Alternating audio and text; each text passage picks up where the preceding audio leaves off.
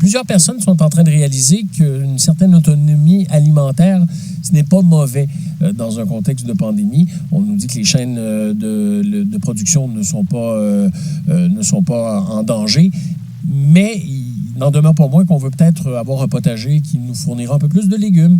Pour discuter de cette nouvelle réalité-là, est-ce que c'est une mode passagère, un signe des temps? Est-ce que c'est une nouvelle réalité? On s'entretient avec le propriétaire de Bio-Horticentre Méristem. Jean-Pierre Martel, bonjour. Oui, bonjour, M. Jacques. Jean-Pierre, d'abord, est-ce que vous êtes surpris de cet engouement-là?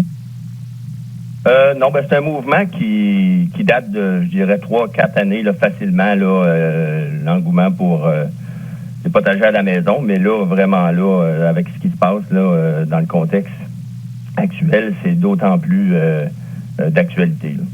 Vous l'avez, vous êtes vous avez une entreprise, vous devez respecter les mesures de distanciation. Est-ce que vous sentez un engouement pour les gens qui veulent justement concocter leur propre potager pour se nourrir?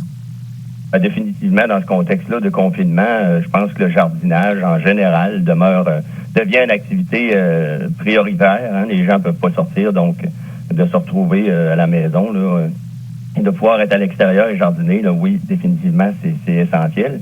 Puis, là, on a toujours l'engouement pour essayer de se nourrir. Les gens veulent essayer. Probablement qu'il va y avoir aussi beaucoup de canage qui va se faire là, pour se faire des réserves. Fait que oui, tout ce qui est maraîcher, fruits, légumes, petits fruits, les arbres fruitiers, il y a de la demande pour ça présentement. Bon, Jean-Pierre, c'est votre entreprise, vous êtes un expert dans le domaine. D'abord, qu'est-ce qu'on doit prendre en considération si on veut se doter d'un potager, si on veut aménager un potager chez soi? Orientation, superficie, type d'aliments? Oui, tous ces facteurs-là sont importants. Je dirais, la première chose à faire, c'est de ne pas débuter trop gros.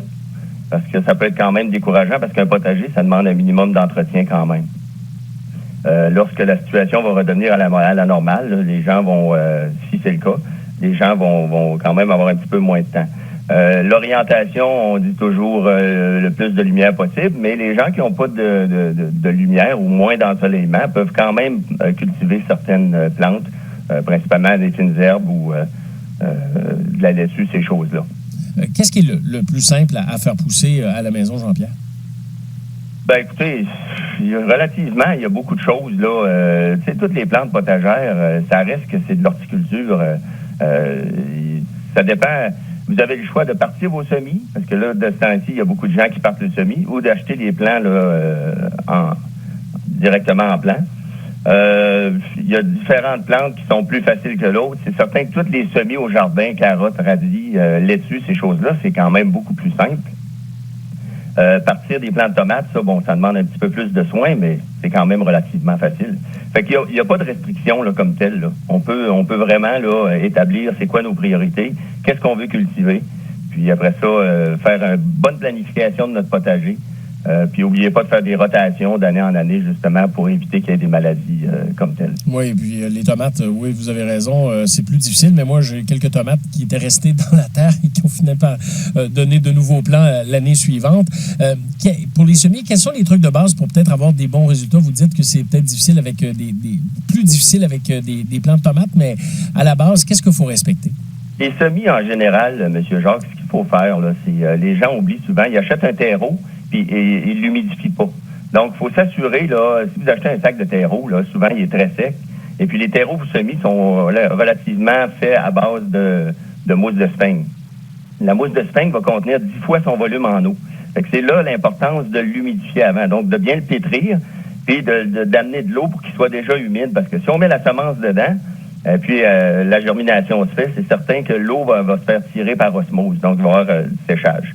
Deuxième priorité, c'est d'avoir beaucoup de lumière, d'essayer d'avoir de la lumière, là, soit des néons ou une combinaison de lampes incandescentes et puis de lumière. Ça fonctionne très bien. La lumière doit être assez près là, des plants pour maximiser justement la photosynthèse. De la chaleur de fond, c'est toujours une bonne idée aussi. Pour les gens qui ont des grandes tables de semis, ce qu'on dit souvent, c'est de mettre une espèce de fil chauffant ou une lumière en dessous de la table pour avoir de la chaleur au niveau des racines. Ça aide beaucoup à tirer le système racinaire. Ah oui, donc j'aurais pensé une lampe au-dessus, mais une lampe en dessous aussi. Oui, ça peut être une lampe. On veut une source de chaleur en dessous, là, ça aide beaucoup. Puis le dernier point, c'est l'humidité. L'humidité atmosphérique, ces plantules-là n'ont pas beaucoup de racines, donc lorsque la germination se fait, ils ont besoin d'humidité dans l'air. C'est pour ça que souvent, on va recouvrir d'un dôme. Mais le secret aussi, c'est que ce dôme-là, il ne faut pas le laisser toujours dessus, ou des fois, il y a des petites ouvertures qu'on peut laisser ouvertes pour justement le ventiler. Fait qu'une fois par jour, une fois par 2 jours, il faut lever le dôme, le ventiler, vérifier, puis avec un pulvérisateur, on peut réarroser les plants. Parce que sinon, s'il y a trop d'humidité, c'est ça? Oui, s'il y a trop d'humidité, vous allez avoir de la verse de semis ou différentes champignons comme du pythium, qui vont faire que les plants vont tomber sur le côté. Fait que ça, c'est des maladies fongiques de sol. Fait qu'il faut s'assurer de bien aérer. Fait que c'est de balancer tout ça, mais c'est faisable, là. C'est quand même relativement facile. Oui, si j'ai été capable, c'est que oui, c'est relativement facile. Quand est-ce que les gens vont pouvoir passer à la prochaine étape? Donc, vous le dites, on est dans une période de semis, on se prépare, on s'installe, mais une fois qu'on voit les germes, la transition vers le potager en tant que tel? Généralement, là, on sépare toujours de culture chaude, de culture froide. Épinards, il y a des plantes qu'on peut mettre au jardin quand même assez rapidement. Oignons, épinards, etc. Tandis que toutes les cucurbitacées, tomates, ces choses-là, c'est des plantes qui ont besoin de chaleur. Je sais que les gens sont souvent empressés de mettre ça à l'extérieur, mais basez-vous sur les températures de nuit, M. Jacques. C'est ça qui est important. Ah. Même s'il fait 21 dans le jour, ça redescend à 3 la nuit, c'est pas assez chaud. On veut de la chaleur de sol au-dessus de 10 degrés pour la chaleur de sol. Donc ça, c'est vraiment ce à quoi on doit vérifier. 10 degrés le soir, c'est vraiment la période où on peut justement transférer. Oui.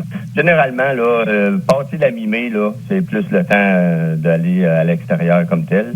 Donc, c'est là le secret aussi de ne pas partir nos semis trop tôt. De s'établir un bon calendrier de semis. Ça, c'est disponible sur le web un petit peu partout. Oui, et j'imagine qu'une fois la période de récolte, ça dépend du légume, toujours mois d'août, mois de septembre. Oui, puis c'est un bon point parce qu'avec les changements climatiques font que les saisons évoluent un petit peu. Hein. Depuis quelques années, on se rend compte que les printemps sont plus tardifs, mais les automnes s'allongent. Fait qu'il y a beaucoup de gens qui vont faire des deuxièmes semis au jardin parce que souvent, on peut aller jusqu'en octobre, des fois début novembre, sans qu'il y ait de gel. Fait que ça allonge la saison de culture comme telle. Oui, puis les carottes d'automne sont d'autant plus délicieuses. Jean-Pierre Martel, propriétaire de Bio-Horticentre Méristem, vous continuez à œuvrer, vous, et par téléphone, c'est ça, par Internet? Oui, bien, on se réinvente. C'est sûr que notre priorité, c'est la santé et la sécurité des employés, des clients. On est à effectif réduit. Aussi, on veut vraiment acheminer les produits aux clients. Fait que, dans mon cas, j'avais une boutique en ligne qui fonctionnait depuis plusieurs années. Donc, là, on est à mettre des produits dessus le plus rapidement possible. Ça fait une semaine qu'on fait des livraisons, puis je vous dirais que les gens sont très, très contents de nous voir arriver avec le sac de terre et de tailler, etc. En plus de ça, ça donne une autre activité à faire à la maison. Puis en plus de ça, on va pouvoir en profiter pour plusieurs mois. Jean-Pierre Martel, propriétaire de Bio-Horticentre Méristem, merci beaucoup. Bon confinement, puis on vous souhaite une belle saison estivale. Merci. Bonne santé à tous. Oui, vous aussi, Jean-Pierre Martel. Merci d'avoir pris le temps ce matin. Jean-François,